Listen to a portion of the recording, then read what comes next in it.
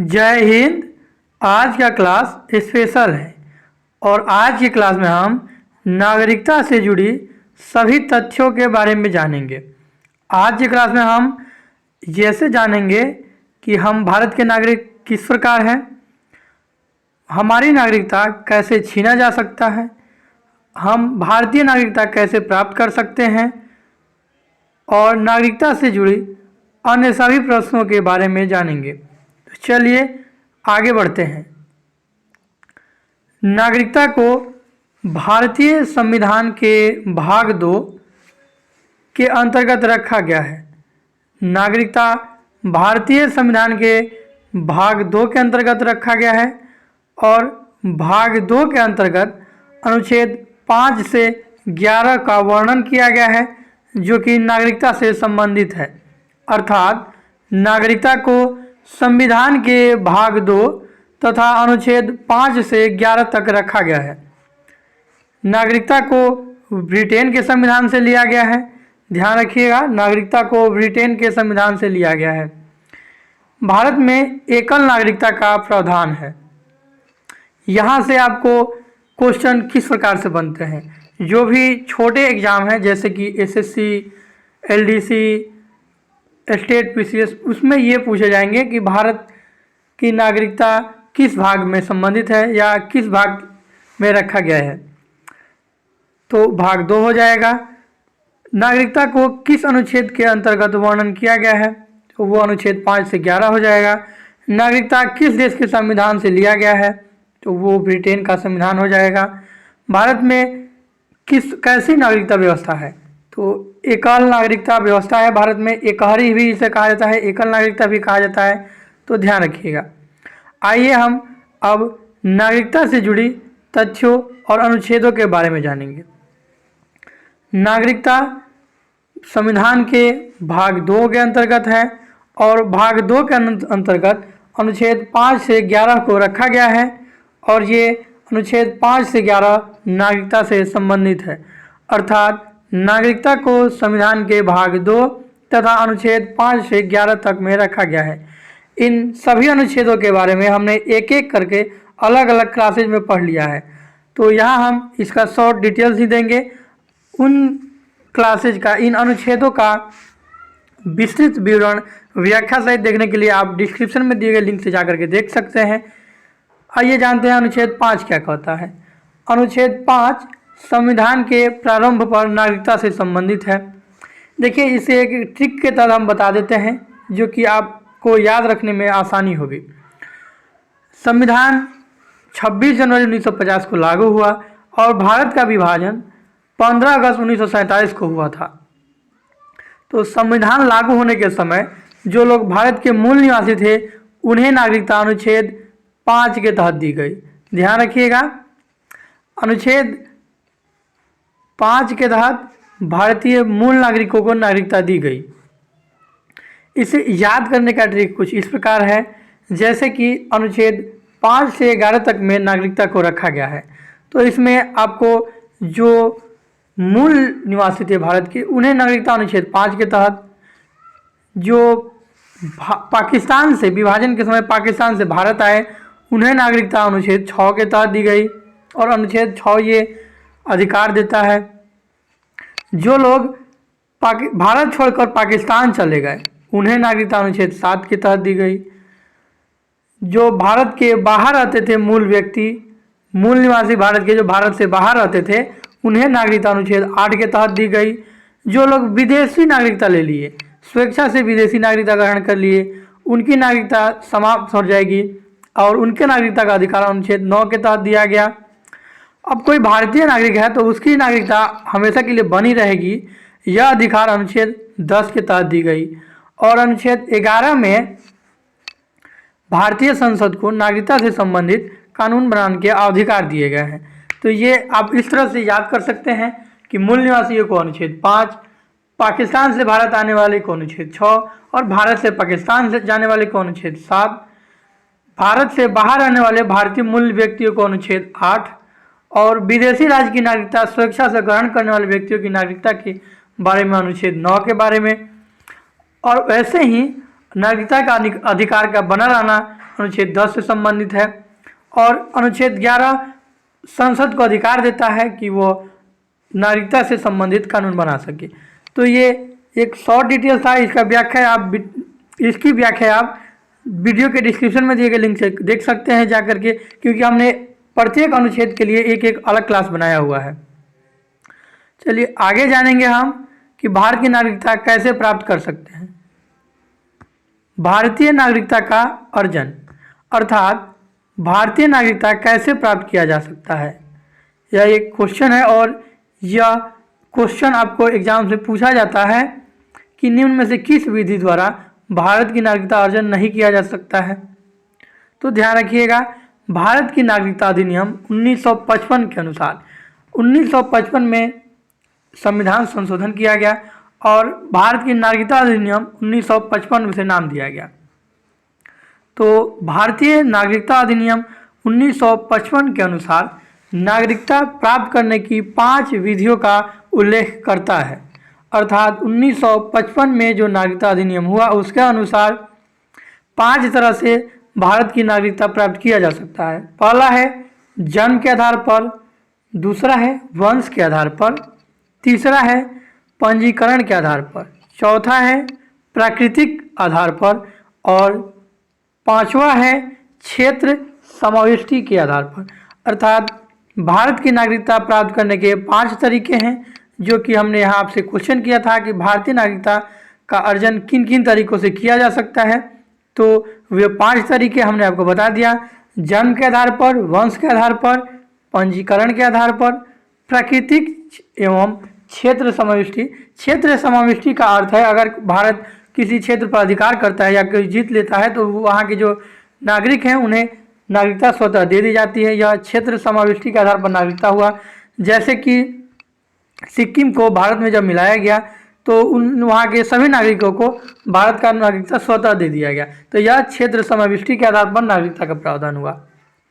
आइए अब एक एक करके हम इनके बारे में जानेंगे कि जन्म के आधार पर नागरिकता कैसे मिलता है, वंश के आधार पर कैसे मिलता है, पंजीकरण के आधार पर नागरिकता कैसे मिलता है।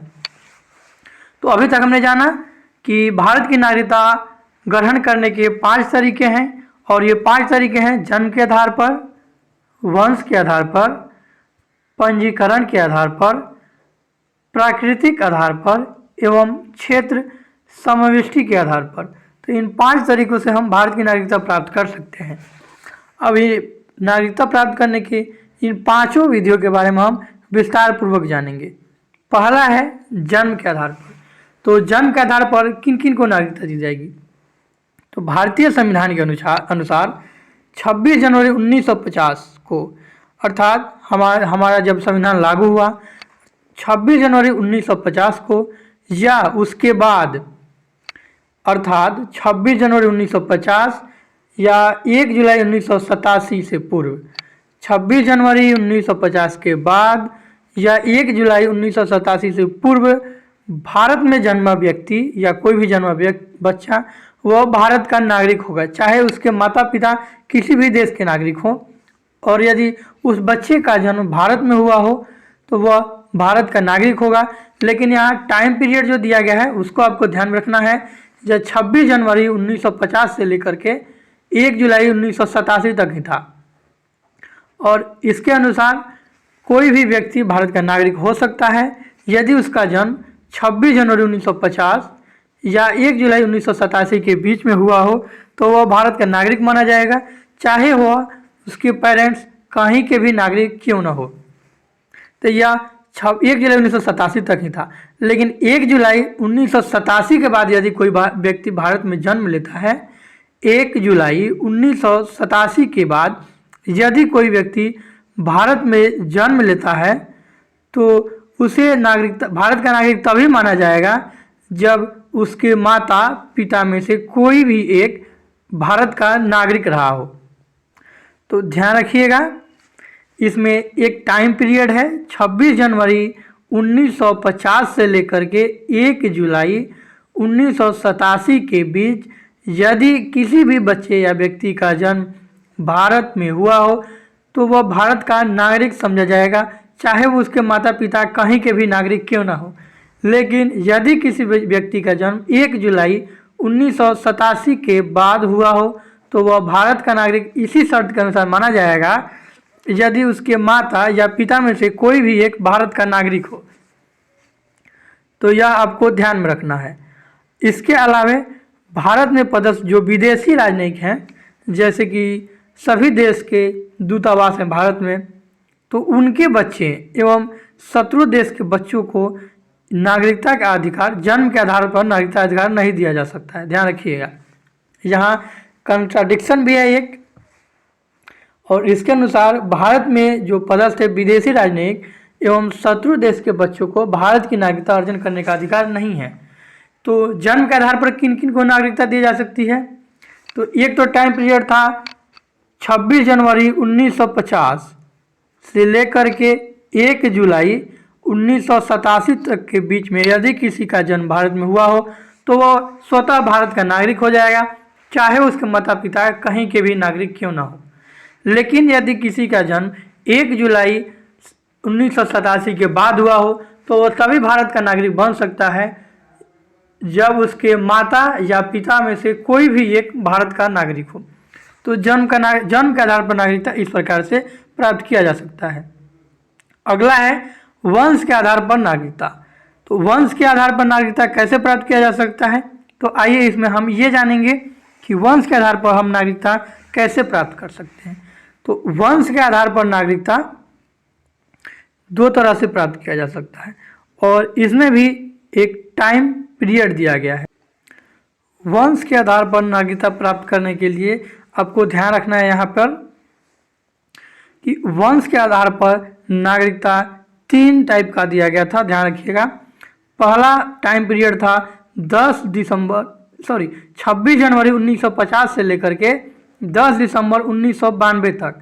26 जनवरी 1950 से लेकर के 10 दिसंबर 1992 तक यदि किसी व्यक्ति का जन्म भारत के से बाहर हुआ हो, कि यदि किसी बच्चे का जन्म भारत से बाहर हुआ हो 26 जनवरी 1950 से लेकर 10 दिसंबर 1992 तक, यदि किसी व्यक्ति का जन्म भारत से बाहर हुआ हो तो वह भारत का नागरिक तभी बन सकता है यदि उसके पिता भारत का नागरिक हो। ध्यान रखना है, यहाँ सिर्फ पिता भारत का नागरिक था। ये 10 दिसंबर 1992 तक यदि पिता भारत का नागरिक हो तो ही वह भारत का नागरिक बन सकता है। यह देखिए, ये विदेशी में जो जिसका जन्म विदेश में हुआ हो भारत से बाहर, उनसे संबंधित है, जबकि जन्म वाला जो था वह भारत से नहीं संबंधित, अर्थात उसका जन्म भारत में ही होना चाहिए, तो वह जन्म के आधार पर नागरिकता होगी। और वंश के आधार पर नागरिकता की बात करें तो 26 जनवरी 1950 से लेकर के 10 दिसंबर 1992 तक यदि किसी व्यक्ति का जन्म भारत से बाहर हुआ हो और तभी वो बाहर हुआ हो तो वो भारत का नागरिक तभी हो सकता है यदि उसके पिता भारत का नागरिक हो। उसके जन्म के समय उसके पिता भारत का नागरिक हो, सिर्फ पिता भारत का नागरिक हो तभी वह भारत का नागरिक हो सकता था। ध्यान रखिएगा, इसमें 3 कंडीशन है, तीनों आपको हम बताएंगे और तीनों आपको ध्यान रखना है। दूसरा कंडीशन है 10 दिसंबर 1992 से लेकर के 3 दिसंबर 2004 तक। 10 दिसंबर 1992 से लेकर के 3 दिसंबर 2004 तक यदि किसी बच्चे या व्यक्ति का जन्म भारत से बाहर हुआ हो तो वह भारत का नागरिक तभी बन सकता है यदि उसके माता या पिता में से कोई भी एक उसके जन्म के समय भारत का नागरिक हो तो वह भारत का नागरिक बन सकता है। तो यह दूसरा कंडीशन हो गया। पहला कंडीशन क्या था? 26 जनवरी 1950 से लेकर के 10 दिसंबर 1992 तक यदि किसी व्यक्ति का जन्म भारत से बाहर हुआ हो तो वह भारत का नागरिक तभी बन सकता है जब उसका जन्म के समय उसका पिता भारत का नागरिक हो। पहले कंडीशन में सिर्फ पिता भारत का नागरिक होना चाहिए था, लेकिन दूसरे कंडीशन में माता या पिता में से कोई एक भारत का नागरिक होना चाहिए। दूसरा कंडीशन कब से कब तक था? तो 1992 से लेकर 2004 तक। और तीसरा कंडीशन है 3 दिसंबर 2004 के बाद यदि कोई व्यक्ति का जन्म भारत से बाहर होता है, 3 दिसंबर 2004 के बाद यदि किसी व्यक्ति का जन्म भारत से बाहर होता है तो वह वंश के आधार पर भारत का नागरिक नहीं हो सकता है। और यदि उसे वंश के आधार पर नागरिकता का दावा करना है तो वो उसे भारत के कंसुलेट में, भारतीय कंसुलेट में अर्थात भारतीय एम्बेसी में जाकर के उसे जन्म का पंजीकरण कराना पड़ेगा, उसके जन्म के 1 वर्ष के भीतर। तीसरा कंडीशन ध्यान रखिएगा, यदि किसी व्यक्ति का जन्म 3 दिसंबर 2004 के बाद भारत से बाहर हुआ हो, यदि किसी व्यक्ति का जन्म 3 दिसंबर 2004 के बाद भारत से बाहर हुआ हो उसका जन्म, तो वह भारत का नागरिक तभी बन सकता है जब उसके जन्म के 1 वर्ष पहले उसका पंजीकरण भारतीय कंसुलेट में करा दिया गया हो, तो ही वह जन्म के आधार पर भारतीय नागरिकता प्राप्त कर सकता है। तो यह वर्तमान का है, ध्यान रखिएगा। वर्तमान में यदि किसी व्यक्ति का जन्म अर्थात 3 दिसंबर 2004 के बाद किसी बच्चे का जन्म भारत से बाहर होता है तो उसे भारतीय नागरिकता उसी शर्त के अनुसार आधार पर दी जा सकती है यदि उसके जन्म के 1 वर्ष के भीतर उसका पंजीकरण भारतीय कंसुलेट में कराया गया हो। और इसमें एक और कंडीशन है कि जब वह नाबालिग से जब वह बालिग होता है अर्थात 18 साल वह पूरा करता है तो उसे विदेशी नागरिकता त्यागना पड़ेगा, तो ही वह उसे भारत की नागरिकता वंश के आधार पर दी जा सकती है। तो हमने देखा वंश के आधार पर नागरिकता के लिए 3 कंडीशन था। पहला 26 जनवरी 1950 से लेकर 10 सितंबर 1992 तक। वंश के आधार पर नागरिक वो तभी हो सकता है जब उसके पिता भारत का नागरिक हो, सिर्फ पिता। 26 जनवरी 1950 से 1992 तक। 1992 में एक संशोधन हुआ और उसमें माता को भी जोड़ दिया गया, अर्थात 10 दिसंबर 1992 से लेकर 3 दिसंबर 2004 तक यदि किसी बच्चे का जन्म भारत से बाहर हुआ हो और उसके जन्म के समय माता या पिता में से कोई भी एक भारतीय नागरिक हो तो उसे वंश के आधार पर भारतीय नागरिकता दे दी जाएगी। लेकिन वह 2004 तक ही था, ध्यान रखिएगा। अब 2004 के बाद यदि किसी बच्चे का जन्म 3 दिसंबर 2004 के बाद हुआ हो भारत से बाहर में तो उसे भारतीय नागरिकता तभी दी जा सकती है जब उसके जन्म के 1 वर्ष के भीतर उसका रजिस्ट्रेशन नज़दीकी एम्बेसी में कराया जाए। और दूसरा इसमें कंडीशन था कि नाबालिग, जब वो तो निश्चित है कि जब बच्चा नाबालिग होगा, लेकिन बालिग होने पर उसे विदेशी नागरिकता या अन्य देश की नागरिकता त्याग करना पड़ेगा, अर्थात 18 साल के होने के बाद। तीसरा है पंजीकरण द्वारा नागरिकता। तो पंजीकरण द्वारा नागरिकता हम कैसे प्राप्त कर सकते हैं, आइए जानते हैं। पंजीकरण द्वारा नागरिकता केंद्र सरकार को हम पंजीकरण प्रपत्र में उसे आवेदन करके प्राप्त कर सकते हैं। और पंजीकरण द्वारा नागरिकता प्राप्त करने के लिए 7 तरीके दिए गए हैं, आइए उन सबको जान लेते हैं। पंजीकरण द्वारा नागरिकता, केंद्र सरकार आवेदन प्राप्त होने पर, अर्थात जब हम पंजीकरण के लिए आवेदन करते हैं तो केंद्र सरकार आवेदन प्राप्त होने पर किसी व्यक्ति जो कि अवैध रूप से प्रवासी ना हो भारत में को भारत के नागरिक के रूप में पंजीकृत कर सकती है यदि वह निम्न में से कोई भी एक शर्त पूरा करता हो तो उसे भारत की नागरिकता दे दी जाएगी। अब ये शर्त कौन कौन से हैं नीचे उल्लेख किया गया, आइए उन सब के बारे में एक एक करके जानते हैं। पहला शर्त है भारतीय मूल का व्यक्ति जो नागरिकता प्राप्ति का आवेदन देने से पूर्व वह 7 वर्ष में भारत में रह चुका हो। पहला शर्त है कि नागरिकता प्राप्त करने के लिए आवेदन देने से पूर्व वह 7 वर्ष भारत में रह चुका हो। तो यहाँ ध्यान देना है कि यह पहले संविधान निर्माण के समय 7 वर्ष था, लेकिन अभी इसे घटाकर 5 वर्ष कर दिया गया है, ध्यान रखिएगा 5 वर्ष कर दिया गया है। दूसरा है पंजीकरण के तहत नागरिकता के लिए शर्त दूसरा है कि भारतीय मूल का व्यक्ति जो अविभाजित भारत के बाहर या किसी अन्य देश में रहा हो तो उसे भी पंजीकरण के तहत नागरिकता दे दी जाएगी। तीसरा शर्त है कि यदि वह व्यक्ति जिसने भारतीय नागरिक से विवाह किया हो और वह पंजीकरण के लिए प्रार्थना पत्र देने से पूर्व 7 वर्ष भारत में रह रहा हो। यदि कोई लड़की या कोई भी व्यक्ति विदेशी व्यक्ति जो भारतीय व्यक्ति से विवाह करता है या विवाह करती है तो उसे पंजीकरण के तहत नागरिकता प्राप्त करने के लिए उसे 7 वर्ष तक भारत में रहना पड़ेगा। अब इसे घटाकर हालांकि 5 वर्ष कर दिया गया है, और यदि वो 5 वर्ष रह चुका है तो उसे पंजीकरण के तहत नागरिकता दे दी जाएगी। तो पंजीकरण के तहत नागरिकता के लिए आवेदन देने से पूर्व उसे 5 वर्ष पहले, यह संविधान में 7 था, इसे घटाकर 5 कर दिया गया है, 5 वर्ष तक वह भारत में रह चुका हो। भारतीय नागरिकों के नाबालिग जो बच्चे हैं, अर्थात जो भारत का नागरिक है और उसके नाबालिग जो बच्चे हैं, उन्हें नागरिकता के लिए सिर्फ पंजीकरण के लिए आप आवेदन करिएगा और आपको भारतीय नागरिकता मिल जाएगी। अगला शर्त है, कोई व्यक्ति जो पूरी आयु तथा क्षमता का में हो तथा उसके माता पिता भारत के नागरिक के रूप में पंजीकृत हो तो उसे भी पंजीकरण के तहत नागरिकता दे दी जाएगी। जैसे हम लोग हो गए, जनरली अगर हम लोग को नागरिकता लेना हो तो हम निश्चित है कि हम लोग अपनी 18 साल से आयु पूरी कर चुके हैं, अर्थात अब युवा हैं, और हमें नागरिकता के लिए पंजीकरण पत्र में एक आवेदन देना होगा भारत सरकार अर्थात केंद्र सरकार को, और हमारे माता पिता चूँकि भारत के नागरिक हैं इसलिए हमें पंजीकरण के तहत नागरिकता दे दी जाएगी। अगला शर्त है, कोई भी व्यक्ति जो पूरी आयु तथा क्षमता को अर्थात वयस्क हो तथा उसके माता पिता स्वतंत्र भारत के नागरिक के रूप में पंजीकृत हो तथा वह पंजीकरण का इस प्रकार आवेदन देने से 12 महीने से साधारणतः भारत में निवास कर रहा हो। अर्थात यदि किसी व्यक्ति का माता पिता भारत के नागरिक हो और वह पंजीकरण के तहत नागरिकता प्राप्त करना चाहता हो तो उसे नागरिकता के लिए आवेदन देने से पूर्व 12 महीने भारत में रहना पड़ेगा।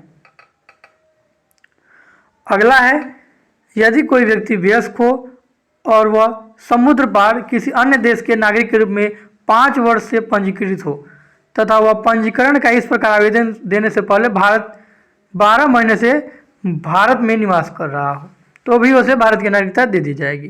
तो यह भी इजीली है, पंजीकरण के तहत नागरिकता प्राप्त करना इजीली है, और इसी तरह से हम भारतीय जो हैं हम लोग भी नागरिकता प्राप्त कर सकते हैं। साथ ही यहाँ एक कंडीशन दिया गया है कि एक व्यक्ति जन्म से भारतीय मूल का माना जाएगा यदि वह या उसके माता पिता में से कोई अविभाजित भारत में पैदा हुआ हो या 15 अगस्त 1947 के बाद भारत का अंग बनने वाले किसी भूमि क्षेत्र के निवासी हो। अब आपने सुना होगा कि कोई भी व्यक्ति जिसे भारतीय मूल का व्यक्ति कहा जाता है, तो यहाँ क्वेश्चन ये पूछा जाएगा कि निम्न में से कौन भारतीय मूल का निवासी माना जाएगा। तो वह व्यक्ति भारतीय मूल का नागरिक माना जाएगा जब यदि वह या उसके माता पिता में से कोई अविभाजित भारत में पैदा हुआ हो, अर्थात 15 अगस्त 1947 से पहले पैदा हुआ हो उसके माता पिता में से कोई, या 15 अगस्त 1947 के बाद भारत का अंग बनने वाले किसी भूमि क्षेत्र का निवासी हो तो उसे भारतीय मूल का निवासी माना जाएगा। अर्थात कोई व्यक्ति जिसका माता पिता या उसका जन्म भारत में हुआ हो तो उसे भारतीय मूल का निवासी माना जाएगा। तो ये तो था हमारा तीसरा। अब चौथा है, प्राकृतिक रूप से हम नागरिकता कैसे प्राप्त कर सकते हैं। तो प्राकृतिक रूप से जो कि चौथा नागरिकता प्राप्त करने का तरीका है वह प्राकृतिक रूप से है, और आइए इसके बारे में जानते हैं कि हम प्राकृतिक रूप से भारतीय नागरिकता कैसे प्राप्त कर सकते हैं।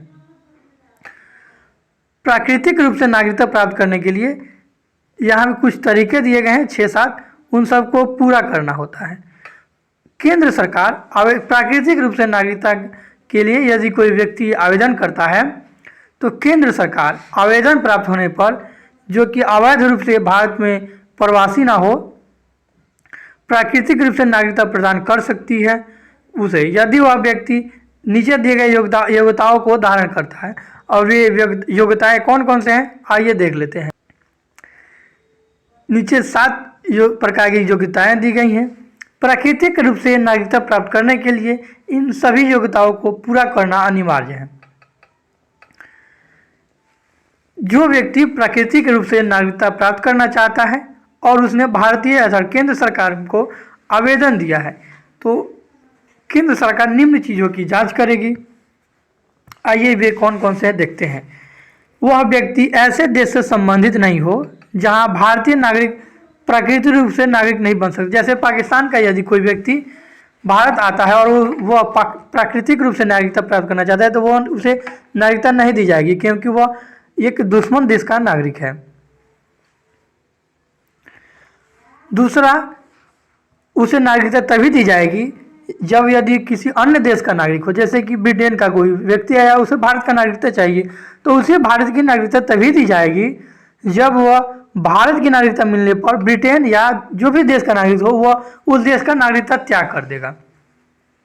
अर्थात यदि कोई व्यक्ति भारत के बाहर दूसरे देशों का नागरिक हो और उसे भारत की नागरिकता चाहिए प्राकृतिक रूप से, तो उसे भारत की नागरिकता तभी दी जाएगी जब वह भारत की नागरिकता प्राप्त करने के उपरांत वह उस संबंधित देश की नागरिकता को त्याग देगा। अगला है, यदि वह भारत में रह रहा हो या भारत सरकार की सेवाओं में उसे विस्तार चाहिए हो और नागरिकता संबंधी आवेदन देने से पूर्व वह 12 माह पूर्व से भारत में रह रहा हो। जैसे भूटान, नेपाल के बहुत सारे व्यक्ति भारत सरकार की नौकरी करते हैं और इन्हें भारतीय नागरिकता चाहिए होगा, तो ये 12 माह पूर्व से जो भारत में रह रहे हैं तो उन्हें प्राकृतिक रूप से नागरिकता दे दी जाएगी।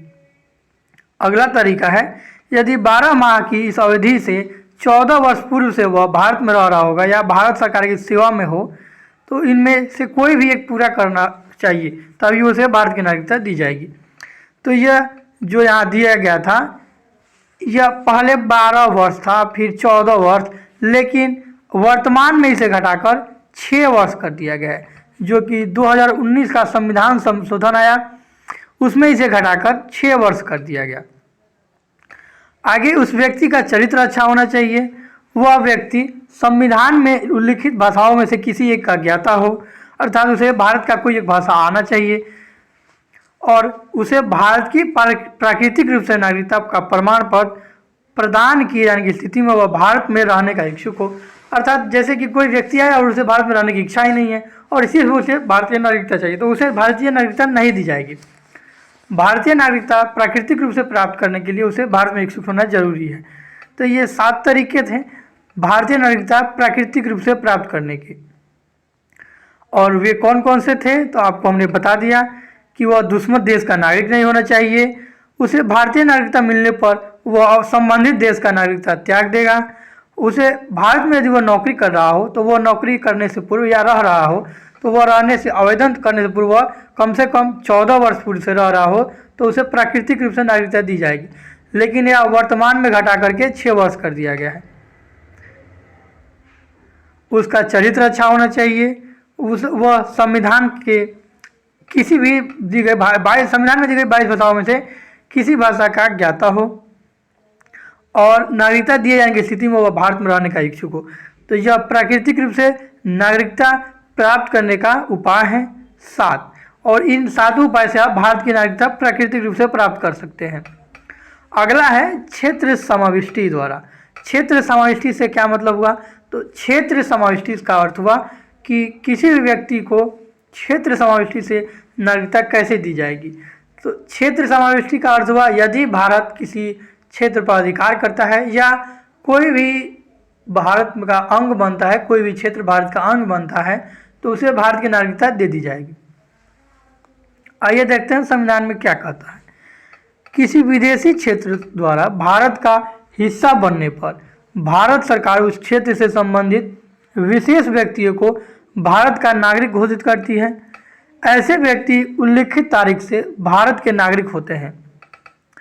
उदाहरण के लिए, जब पांडिचेरी भारत का हिस्सा बना तो भारत सरकार ने नागरिकता आदेश जारी किया, 1962 नागरिकता आदेश जारी किया, और इस आदेश के तहत पांडिचेरी के सभी निवासियों को भारत का नागरिकता दे दिया गया। वैसे ही आपको सिक्किम को जब मिलाया गया भारत में, सब सिक्किम का विलय भारत में हुआ, तो वहाँ के जो भी निवासी थे उन्हें स्वतः नागरिकता दे दिया गया। अब हाल ही में हम जो पीओके है, पाकिस्तान क्षेत्र, पाकिस्तान ने जो अनाधिकृत रूप से पीओके पर अधिकार जताए हुए, अर्थात जो कश्मीर है, कश्मीर का कुछ भाग जिस पर पाकिस्तान ने अधिकार कर रखा है, उसे हम अब भारत में जल्द ही मिलाने वाले हैं, और इसे मिलाने के बाद वहाँ के जो भी नागरिक हैं उन सबको भारत की नागरिकता दे दी जाएगी। उसके अलावा अक्साई चीन क्षेत्र है जिस पे चीन ने अधिकार किया हुआ है, हालांकि वह छेका हुआ, जबरदस्ती छेका हुआ है, जैसे ही उस क्षेत्र को हम जीत लेंगे, अपने क्षेत्र मिलाएंगे और बहुत जल्द ही इस काम को हम करने वाले हैं, तो उन लोगों को भी हम भारतीय नागरिकता स्वतः रूप से दे देंगे। अब ये 5 तरीके थे भारतीय नागरिकता प्राप्त करने के। अब जानेंगे हम कि भारतीय नागरिकता का लोप कैसे हो जाता है, अर्थात किस स्थिति में, किन किन स्थितियों में जो लोग भारत के नागरिक हैं उनकी नागरिकता छीन जाएगी। तो नागरिकता की समाप्ति या अंत, तो इसमें हम जानेंगे कि नागरिकता की समाप्ति कैसे हो जाती है। यदि कोई व्यक्ति भारत का नागरिक है तो उसकी नागरिकता कैसे छीनी जा सकती है, किन किन परिस्थितियों में। हालांकि अनुच्छेद 10 में हमने आपको बताया था कि नागरिकता का अधिकार बना रहता है और नागरिकता नहीं छीना जा सकता है, लेकिन कुछ विषम परिस्थितियों में, जैसे कि भगोड़ा होने पर या भारत सरकार चाहे तो नागरिकता छीन सकती है किसी व्यक्ति की, लेकिन कानून बनाकर विशेष जाति या विशेष क्षेत्रों के लोगों की नागरिकता नहीं छीन सकती है। एक बार अनुच्छेद 10 ये कहता है कि एक बार अगर आप भारत के नागरिक बन गए तो आप भारत के ही नागरिक रहेंगे, यदि आप अवैध रूप से नागरिकता नहीं प्राप्त किए हों। और कौन कौन से कारण हैं, आइए उनके बारे में हम जानते हैं कि भारत की नागरिकता कैसे छीनी जाती है। तो भारत की नागरिकता समाप्ति होने के लिए अलग अलग संविधान में व्यवस्थाएं दी गई है। नागरिकता की समाप्ति, नागरिकता अधिनियम 1955 में अधिनियम या संवैधानिक व्यवस्था के अनुसार प्राप्त नागरिकता खोने के 3 कारण बताए गए हैं। 1955 में जब भारतीय संविधान में संशोधन किया गया और 1955 का नागरिकता अधिनियम लाया गया, तो उसमें नागरिकता का लोप अर्थात खोने के अर्थात या छीने जाने के 3 कारण बताए गए।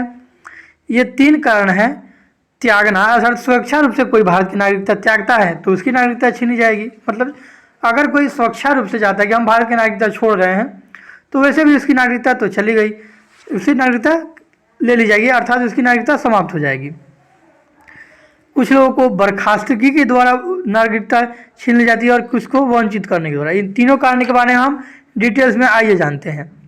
स्वैच्छिक त्याग, अर्थात स्वेच्छा से कौन व्यक्ति नागरिकता, किसी व्यक्ति का नागरिकता कैसे ले लिया जाता है। तो एक भारतीय नागरिक जो पूर्ण आयु और क्षमता का हो, ऐसी घोषणा के उपरांत कि वह भारत का नागरिक नहीं रहता, अपनी नागरिकता त्याग सकता है। यदि इस तरह की घोषणा तब हो जब वह भारत युद्ध में, अर्थात जब भारत में युद्ध हो रहा हो और कोई व्यक्ति यह घोषणा कर दे कि हम भारत के नागरिक नहीं हैं, तो यह माना नहीं जाएगा, अर्थात केंद्र सरकार युद्ध में व्यस्त है तो इस पर ध्यान नहीं देगी।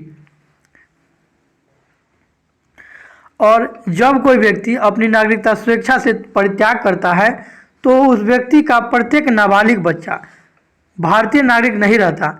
यद्यपि इस तरह के बच्चे की उम्र 18 वर्ष भारतीय होने पर भारतीय का नागरिक बन सकता है। देखिए, यदि कोई व्यक्ति स्वेच्छा से भारत की नागरिकता त्याग करता है तो उसकी नाबालिग बच्चा जो है, जो भी है 18 साल से पहले का बच्चा जो है, उनकी नागरिकता भी ऑटोमेटिक समाप्त हो जाती है नाबालिग बच्चा की। लेकिन वह 18 साल के होने के बाद यदि वह चाहे तो भारत की नागरिकता पुनः प्राप्त कर सकता है अपने मन से। जैसे यदि कोई व्यक्ति जो विदेश जाना चाहता हो और वो भारत की नागरिकता छोड़ना चाहता हो स्वेच्छा से, तो जो भी उसके बच्चे होंगे छोटे छोटे, उन सबकी नागरिकता ऑटोमेटिक समाप्त हो जाएगी। लेकिन 18 वर्ष के होने के बाद उनकी नागरिकता, अगर वे चाहें भारत की नागरिकता लेने का, तो उसे नागरिकता मिल जाएगी। दूसरा कारण है बर्खास्तगी के द्वारा। तो बर्खास्तगी के द्वारा नागरिकता कैसे समाप्त होता है, आइए वे जानते हैं। यदि कोई भारतीय नागरिक स्वेच्छा से किसी अन्य देश का नागरिकता ग्रहण कर लेता है तो उसकी नागरिकता, भारतीय नागरिकता स्वयं बर्खास्त हो जाएगी, अर्थात समाप्त हो जाएगी। हालांकि यह व्यवस्था तब लागू नहीं होती जब भारत युद्ध में व्यस्त हो।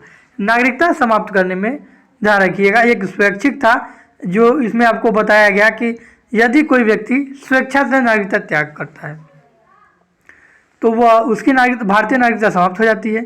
यदि कोई व्यक्ति स्वेच्छा से विदेशी नागरिकता ग्रहण कर लेता है तो उसकी भारतीय नागरिकता बर्खास्त हो जाती है, अर्थात ऑटोमेटिक उसकी भारतीय नागरिकता समाप्त हो जाती है। और यह व्यवस्था तब लागू नहीं होती है जब भारत युद्ध में व्यस्त हो, अर्थात युद्ध के समय यह नियम लागू नहीं होते हैं। और वंचित करने, तीसरा है भारतीय नागरिकता समाप्त करने का तीसरा तरीका है, और इसमें इस 3 में अलग अलग तरीके दिए गए हैं। इन सब के बारे में जानते हैं कि ये तरीके कौन कौन से हैं, और इसमें 5 तरीकों का उल्लेख किया गया है। वंचित करने के द्वारा भारतीय नागरिकता समाप्त करने की तीसरी विधि है वंचित करना, और इसके द्वारा भारतीय सरकार भारत सरकार निम्न प्रकार से नागरिकताएं ले सकती है या समाप्त कर सकती है। यदि नागरिकता फर्जी तरीके से प्राप्त करता है कोई व्यक्ति, या गलत सूचना दे करके नागरिकता प्राप्त करता है, तो उसकी नागरिकता केंद्र सरकार छीन सकती है। देखिए अनुच्छेद 10 में हमने आपको बताया कि नागरिकता नहीं छीनी जा सकती है, लेकिन यदि कोई भी 5 विधियों में से एक को अपनाता है तो उसकी नागरिकता भी छीनी जा सकती है। और वे तरीके क्या हैं, वे हम आपको यहाँ विस्तृत रूप से बता रहे हैं। यदि कोई व्यक्ति फर्जी तरीके से नागरिकता प्राप्त करता है तो उसकी नागरिकता ऑटोमेटिक समाप्त हो जाती है। यदि नागरिक ने संविधान के प्रति अनादर जताया हो, अर्थात यदि कोई व्यक्ति संविधान का अनादर करता है तो उसकी भारतीय नागरिकता छीन ली जाएगी। यदि नागरिक ने युद्ध के दौरान शत्रु देश के साथ कानूनी रूप से संबंध स्थापित किया हो या राष्ट्र विरोधी उसे कोई सूचना दी हो तो उसकी भारतीय नागरिकता छीन ली जाएगी। ध्यान रखिएगा, यदि कोई व्यक्ति शत्रु देश के साथ मिल गया हो, युद्ध के दौरान शत्रु देश को कोई सूचना दे रहा हो, तो या राष्ट्र विरोधी कोई कार्य में संलिप्त पाया जाता है तो उसकी भारतीय नागरिकता छीन ली जाती है। अगला है, कोई व्यक्ति पंजीकरण या प्राकृतिक नागरिकता के 5 वर्ष के दौरान नागरिक को किसी देश में 2 वर्ष की कैद हुई हो तो वह भारत का नागरिकता उसकी छीन ली जाती है। अर्थात यदि कोई व्यक्ति पंजीकरण या प्राकृतिक रूप से भारतीय नागरिकता प्राप्त करता है और नागरिकता के प्राप्त करने के 5 वर्ष के दौरान यदि उस नागरिक को किसी विदेशी देश में 2 वर्ष की कैद हो जाती है तो उसकी भारतीय नागरिकता छीन ली जाएगी। और कोई व्यक्ति या कोई नागरिक सामान्य रूप से भारत के बाहर 7 वर्ष तक रहेगा तो उसकी भारत की नागरिकता बर्खास्त कर दी जाएगी। तो ये तरीके थे भारतीय नागरिकता समाप्त करने के। आगे हम जानते हैं कि कैसे भारतीय नागरिकता में एकल नागरिकता का प्रावधान किया गया है। अर्थात भारतीय संविधान में एकहरी नागरिकता का प्रावधान है, और वो कैसे, आइए आपको बताते हैं। यद्यपि भारतीय संविधान संघीय है और इसमें दोहरी राज्य पद्धति को अपनाया गया है। ध्यान रखिएगा, ये हाल ही में एक एग्जाम हुआ है और उसमें यह पूछा भी गया था कि भारतीय संविधान में राज्य पद्धति किस प्रकार की है, तो दोहरी राज्य पद्धति है। यद्यपि भारतीय संविधान संघीय है और इसने दोहरी राज्य पद्धति को अपनाया है। दोहरी राज्य पद्धति का मतलब केंद्र सरकार अलग कार्य करती है और राज्य सरकार अलग कार्य करती है। तो इस प्रकार से भारत में दोहरी राज्य पद्धति है, लेकिन इनमें केवल एकल नागरिकता की ही व्यवस्था की गई। अर्थात कोई भी भारतीय व्यक्ति हो तो उसकी राज्य की नागरिकता नहीं होती, उसे सिर्फ भारत की ही अर्थात राष्ट्र की ही नागरिकता दिया जाता है। यहाँ राज्यों के लिए कोई पृथक अर्थात अलग नागरिकता की व्यवस्था नहीं है, जैसे कि अन्य संघीय देशों अमेरिका, स्विट्जरलैंड में दोहरी नागरिकता की व्यवस्था है। अर्थात स्विट्जरलैंड एवं अमेरिका के जो निवासी हैं वे अपने राज्य के नागरिक होने के साथ साथ वे देश के भी नागरिक होते हैं। अर्थात उन्हें राज्य की भी नागरिकता लेनी होती है और देश के भी। लेकिन भारत में सिर्फ एकहरी नागरिकता का प्रावधान है और भारतीय लोग सिर्फ भारतीय नाम से ही जाने जाते हैं और इनके राज्य के लिए अलग नागरिकता का प्रावधान नहीं है। तो आज के क्लास में हमने जाना इन सभी चीज़ों के बारे में। आप ध्यान से देखिएगा, नागरिकता से हर एग्जाम में 1 से 2 क्वेश्चन बनते हैं, और यदि आप पूरे क्लासेज को देख रहे हैं तो हम गारंटी दे लेते हैं कि एक भी क्वेश्चन आप गलत करके नहीं आइएगा एग्जाम में। तो ध्यान से देखिएगा। Thanks for watching. यदि कोई चीज़ें नहीं समझ में आई हो तो आप रिपीट करके देखें, आपको ज़रूर समझ में आएगी। और यदि आप किसी विशेष टॉपिक पे क्वेश्चन चाहते हैं या उस पर क्लासेस चाहते हैं तो आप कमेंट बॉक्स में बता सकते हैं। Thanks for watching. जय हिंद।